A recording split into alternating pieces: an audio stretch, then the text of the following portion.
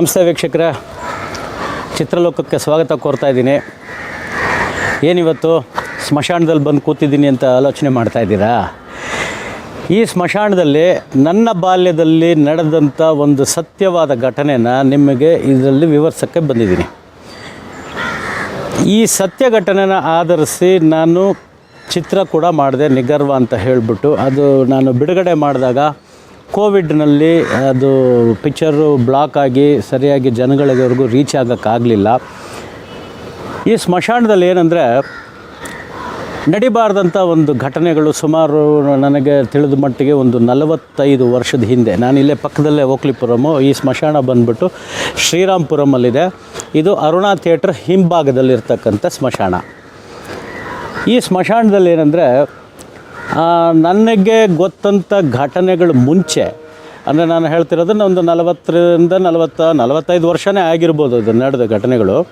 ಅದಕ್ಕೂ ಮುಂಚೆ ಒಂದು 30 ವರ್ಷದ ಹಿಂದೆ ಒಬ್ಬ ಸನ್ಯಾಸಿ ಈ ಜಾಗದಲ್ಲಿ ಬಂದು ಸೇರ್ಕೊಂಡಿದ್ರಂತೆ.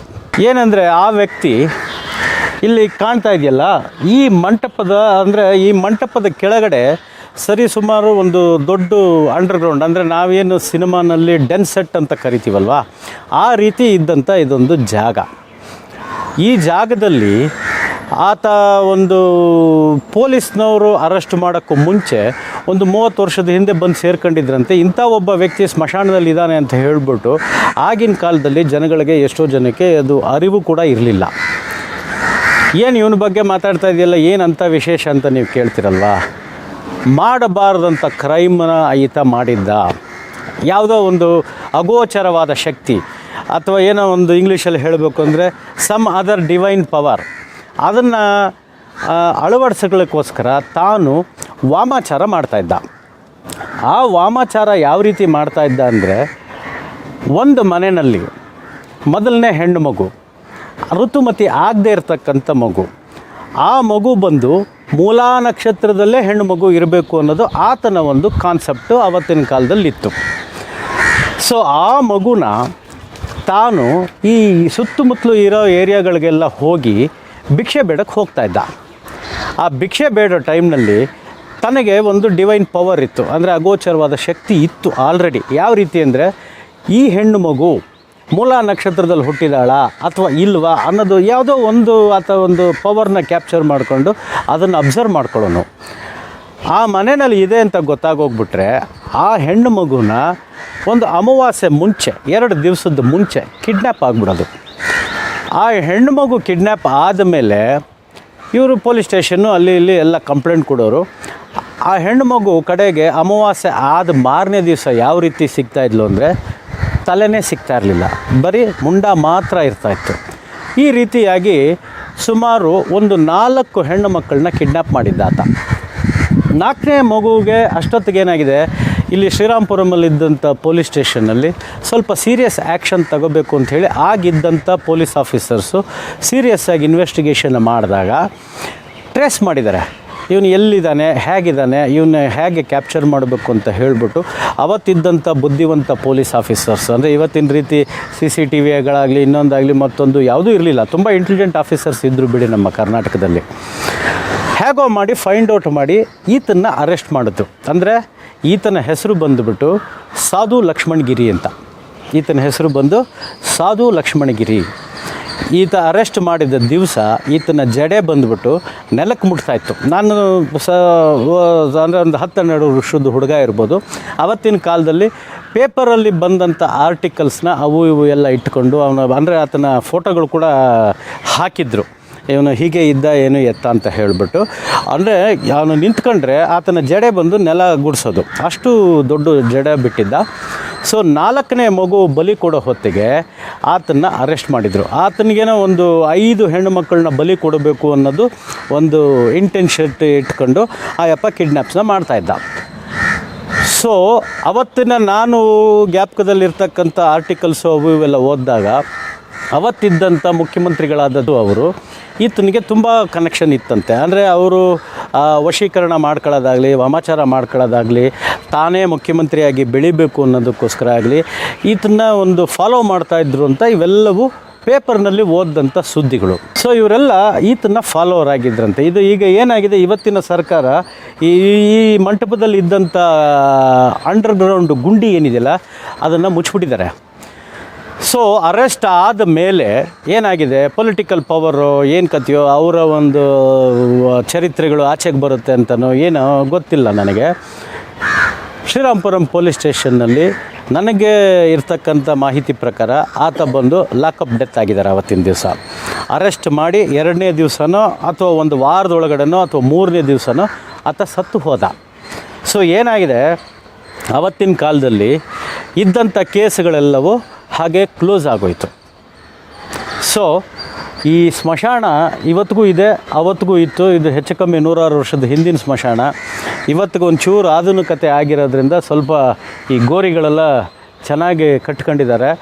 ಅಂದರೆ ಒಂದು ಕಾಲದಲ್ಲಿ ಜನ ಸ್ಮಶಾನಕ್ಕೆ ಹೋಗೋದಕ್ಕೂ ಹೆದರ್ತಾ ಇದ್ದಂಥ ಕಾಲ ಅವೆಲ್ಲ.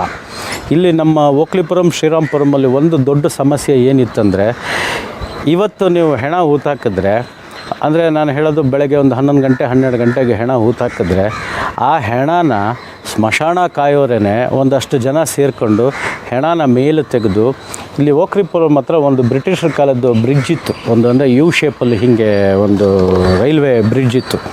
ಅದ್ರ ಕೆಳಗಡೆ ಹೋಗಿ ಈ ಹೆಣಗಳನ್ನ ಇಟ್ಕೊಂಡು ಜನಗಳ ಹತ್ರ ಭಿಕ್ಷೆ ಬೇಡ್ಕೊಂಡು, ಆಗ ಓಡಾಡ್ತಾ ಇದ್ದಿದ್ದೆ ಜನ ಭಾಳ ಕಮ್ಮಿ. ನಾನು ಹೇಳೋದು ಇದೆಲ್ಲ ಒಂದು 45-50 ವರ್ಷದ ಹಿಂದಿನ ಕಥೆಗಳು.